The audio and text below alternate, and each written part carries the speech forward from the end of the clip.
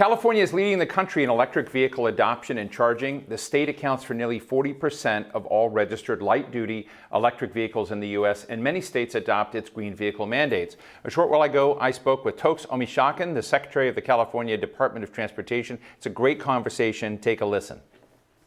Secretary Omishakin, it's great to talk to a Californian, and you've got some of the biggest transportation challenges in the nation. Clearly, you got a big whopping state to deal with. But I'm just interested, as we've seen the infrastructure bill, and my understanding is some of this money and some of these projects are beginning to flow. What are the highest priorities that you have in terms of addressing the most dire needs, or important needs, or even future needs in California?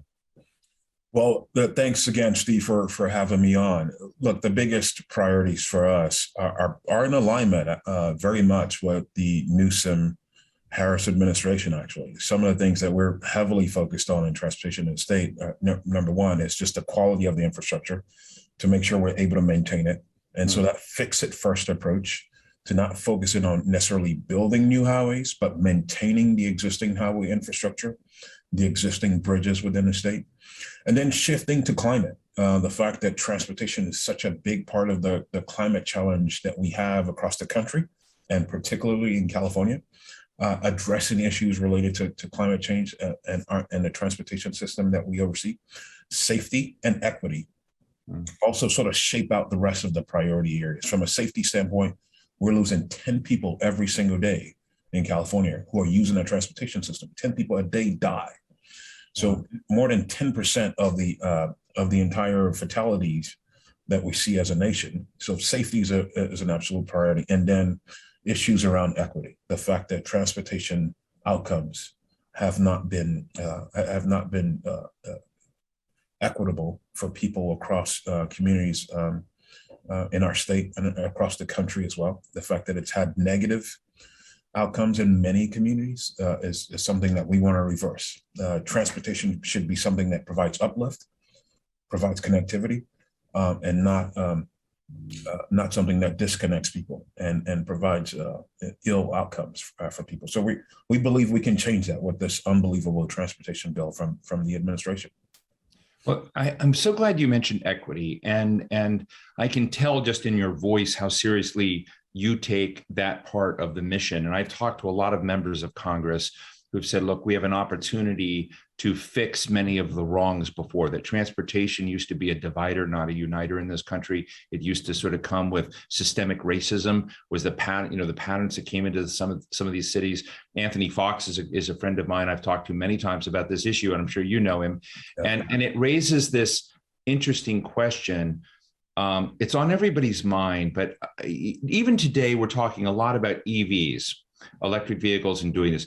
And I'm just interested, how do we make that an inclusive journey for people? How do we make sure that the business of it, the jobs related to it, and these new vehicles and cars and access points have equity built into this new generation of transportation, as opposed to creating another form of transportation digital divide, if you will? I mean, how do you get rid of the divide on the front end?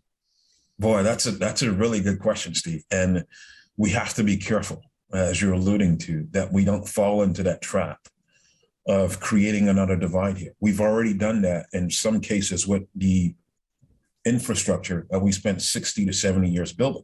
And so now with these new tools that are coming into place, and that's what vehicles are, these new tools that are coming into place, we need to make sure that it doesn't create or expand that divide that exists already.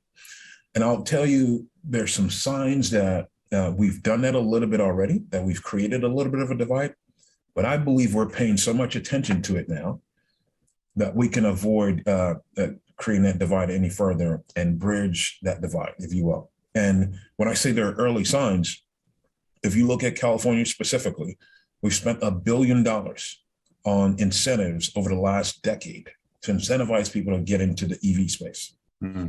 When you look at where that $1 billion went, more than 75% of it went to middle to upper income families in California. Mm-hmm. Now, who needs incentives? Who needs rebates? Not the people making, six figures and up. It's the people who are looking to get into the market who are not making, $250,000 a year. Those are the people who need incentives, but that's not where the money's gone. this particular governor, Governor Newsom, recognizes that. His most recent proposal, a $10 billion ZEV package for the state, has significant portions of it being generated towards making sure lower income, middle income families are aware of these incentives, and it's targeted towards them, that as they get into a market for a new vehicle or used vehicle, they have an opportunity to use these incentives and not further this divide. And if we're going to get there as a state, Steve, if we're going to get to the point where a majority of the vehicles being used in the state are ZEV, we absolutely have to have the middle income to lower income families a part of that market, not just the upper income. So, one of the other harsh realities that's been reinforced during this period of, our experience with COVID is we've seen again how there are health disparities that are health burdens that are carried by some parts of our American community than others, and zip code has a lot to do with it. Health, the biggest determinant in health is zip code. Well, I'm just interested in whether, as we're thinking about this national network of EV charging stations, which I've heard a lot about, President Biden is very, very enthusiastic about this. We hear a lot about the public-private partnerships, and we're going to have EV charging stations everywhere. Does everywhere include some of these zip codes that we're talking about of communities that have been, I don't know how to say it, left behind, but not given the same opportunities for access and opportunity that maybe some other zip codes have? Well, Steve, you continue to hit the nail on right on the head here. Look, we've mapped in California. When I was the director of the California Department of Transportation before assuming the secretary role, had a team create a map of California and where all the ZEV charging networks are, and do a comparison, do sort of an overlay of zip code, and do an overlay of demographics. So where are the Hispanic communities? Where are the African-American communities, and so forth? Where are they? What are the income levels there? And if you look at the map, it's pretty clear. It pops out to you. It's pretty vivid. Where the charging network exists today, again, it's not in those communities. It's not in the underserved communities. So as we look to grow the network, not only do we need to put incentives into the vehicles to help people get into the market, we have to make sure that the infrastructure where they're going to be able to charge and not have an anxiety about using these new vehicles is actually within their neighborhoods, within their communities, that they feel comfortable that it's a part of their community.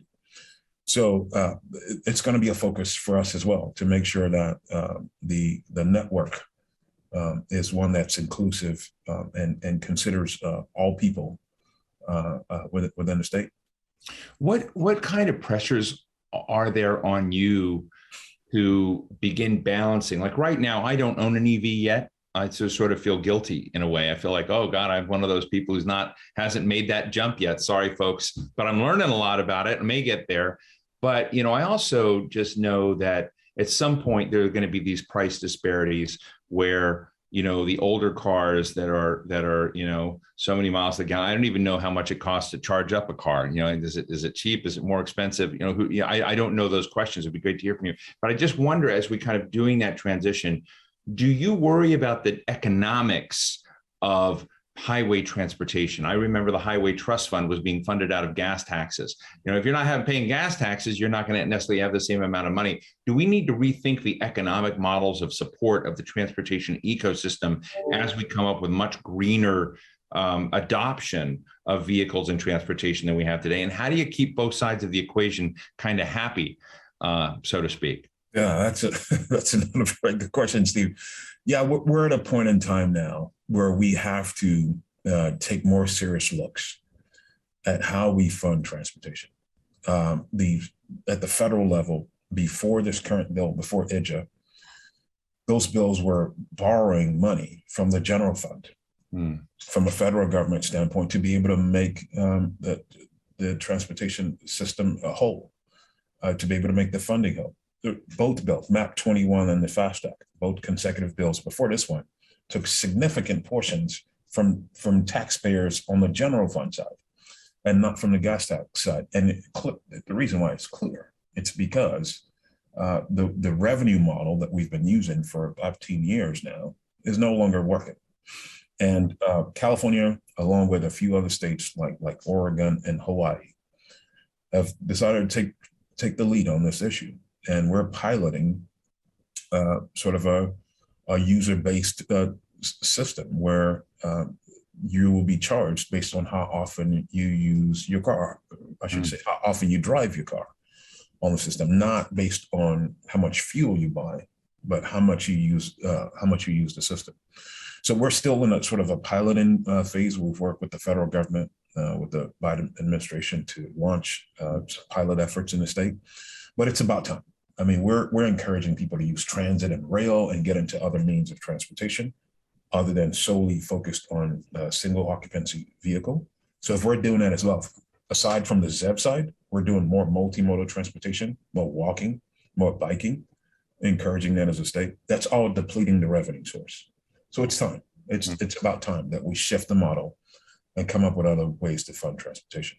Let me ask you, finally, my team is interested in two things I've never heard of before. So I'm sure our audience would love to hear about the Clean Vehicle Rebate Project that you have and the Charge Ahead California initiative. So I guess these are two separate programs that you've got something to do with. Tell us what they are accomplishing.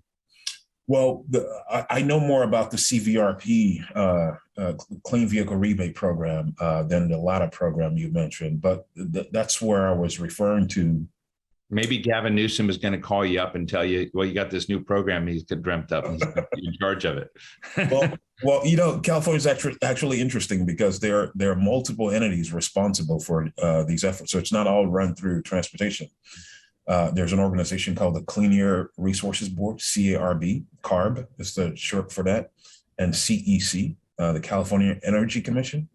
So both of those entities actually play a bigger role in issues related to sort of clean air and programs like this. So it's not actually run through transportation, even though on its surface, it would seem like it would make a lot of sense to run through, that it could run through transportation. But the Clean Vehicle Rebate Program is one I alluded to earlier. It's where $1 billion over 10 years has gone to people in California as a rebate to get people into the market. And the governor has extended that program and grown that program with his most recent announcement with the $10 billion that he's proposing for ZEV. So it's a priority area to get people into the ZEV market in California. And the latter program, not familiar with the details on that one yet, but I think it's a newer program that the state of California is launching. Let's sneak one last one in. Do you do the permitting? So when you've got AVs that are now developing new technologies, and some of them are, you know, I just talked to someone about, you know, cars that basically keeps them in the lanes, and is, you know, fairly, the drive to autonomy is fairly significant in a lot of the vehicles now hitting the road. But is it hard to get permitted and tested for those things in California? Does that fall under your purview? It actually does. It's one of the entities under my responsibility. There's actually a department called, most states have this, a DMV, Department of Motor Vehicle, that has its own CEO, Steve Gordon. But they when companies look to get a testing license, they run through the DMV to get a license. But California now has more miles being tested than any other state in the country. More than 4 million miles have been tested of AVs in the state. Wow. And 50 different companies testing currently. So some states have 2 or 3. You have 50 companies in California who are testing whether or not their AVs will work out well for them in California. So 4 million miles and 50 companies were way ahead of the rest of the nation on that front as well. Well, Toks Omishakin, I really enjoyed this. I hope you'll come back and talk to the Hill again. Secretary of the California State Transportation Agency, thank you so much for sharing with us all the stuff on your dashboard. Thanks a lot, Steve.